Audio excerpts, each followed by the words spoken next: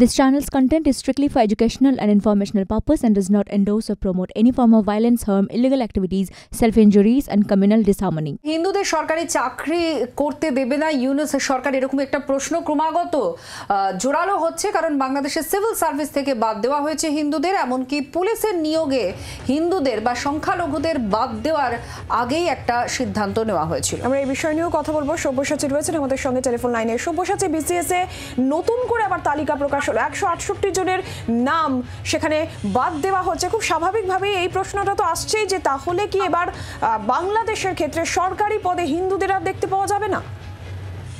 একদমই এরকম একটা খবর কয়েকদিন আগেই ছড়িয়েছিল যে পুলিশে আর হিন্দুদের নিতে চাইছে না ইউনূস সরকার।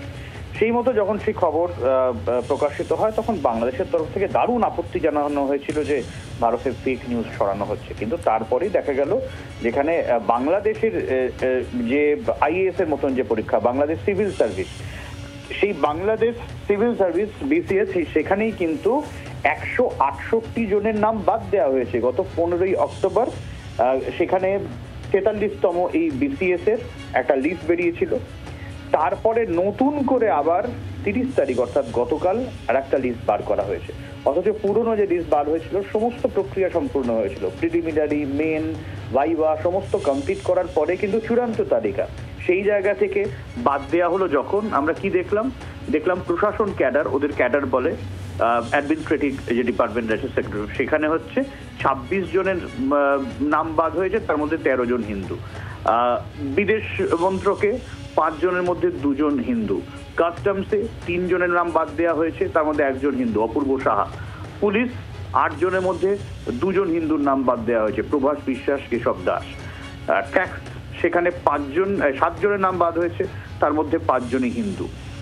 সমবায় সেখানে 3 জন বাদ দেওয়া হয়েছে, তার মধ্যে 1 জন হিন্দু। রেলওয়ে ক্যাডারে 1 জনই বাদ পড়েছে, তিনি ছিলেন হিন্দু, প্রদীপ্ত বণিক দীপ।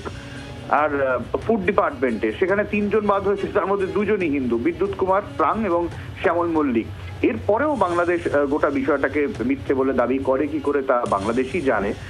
তবে এই বিষয়টা সামনে আসার পর থেকে আমরা যে ফেসবুকে স্ক্রিনশট দেখাচ্ছি, খুব স্বাভাবিকভাবেই তারা মনে করেছিলেন যে তারা সরকারি চাকরি একটা দীর্ঘ পড়াশোনার পর, সেক্ষেত্রে সংখ্যালঘুদের ওপরে মারধর, অত্যাচার চলছে। এইবারে ন্যূনতম যে চাকরির অধিকার, ন্যূনতম বাসস্থানের, খাদ্যের অধিকার, সেটাও যখন ইউনূস সরকার কেড়ে নিতে চাইছে, এই বৈষম্য বিরোধী সকল ছাত্র আন্দোলনের কর্মীরা, তাদের মধ্যেই যে এত বৈষম্য, তারাই যে এত বৈষম্য আনতে চাইছে বাংলাদেশে, যে গণতন্ত্র পুনরুদ্ধারের দাবিতে শেখ হাসিনাকে ক্ষমতাচ্যুত করা, বাংলাদেশের সেই গণতন্ত্র একেবারে গোত্তাকে মাটির তলায়।